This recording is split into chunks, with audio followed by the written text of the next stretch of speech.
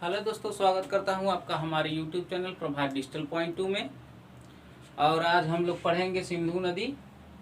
ये भूगोल का बहुत ही महत्वपूर्ण पार्ट है, जहां से लगभग एक क्वेश्चन फंस ही जाता है वनडे एग्जाम्स में। तो आइए देखते हैं क्या है सिंधु नदी और इसके बारे में पूरा डिटेल से जानते हैं। ये देखिए, ये है मानसरोवर झील, जो कि है ये है मानसरोवर झील, जो कि चीन में है।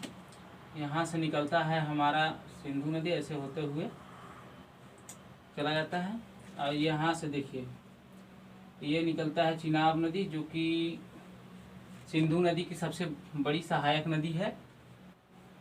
और ये देखिए है झेलम नदी, ये ऐसे आकर इसमें मिलती है। इसका नाम लिख देते हैं अलग अलग। ये है झेलम, ये है चिनाब,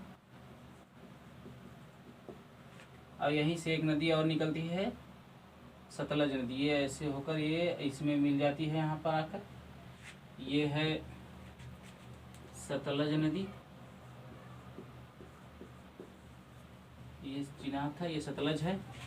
और यहीं से एक निकलता है, ये है ये ऐसे, और ये है ब्यास नदी। ये है ब्यास नदी। और एक यहाँ से निकलती है, जो कि निकलती है ऐसे मिल जाती है इसमें। ये कौन सी नदी है? ये है रावी नदी, ये है रावी नदी। और ये हमारा कौन सा नदी था? सिंधु नदी, जो कि मेन नदी है। तो जैसा कि आप लोगों ने देखा यहाँ पर, यह है सिंधु नदी, मेन नदी है ये। और इसमें केवल एक ही नदी जाकर मिलती है, जिसका नाम है चिनाब। ये चिनाब नदी ही इससे जाकर मिलती है। और ये देखिए, ये झेलम नदी मिलती है इससे आकर के यहाँ पर। और फिर ये मिलता है, ये तो चिनाब ही है। और ये मिलता है रावी नदी, यहाँ से ऐसे मिल जाता है इसी में। और ये ब्यास नदी इसमें मिलता है, झेलम नदी में, सतलज नदी में। और ये सतलज नदी यहाँ से मानसरोवर झील से होते हुए निकलती है, ये भी जाकर चिनाब में मिल जाता है। और मेन तब चिनाब जाकर मिलता है कहाँ पे? सिंधु नदी में। और सिंधु नदी गिरता कहाँ पे है? कराची, अरब सागर में। अरब सागर में जाकर गिरता है।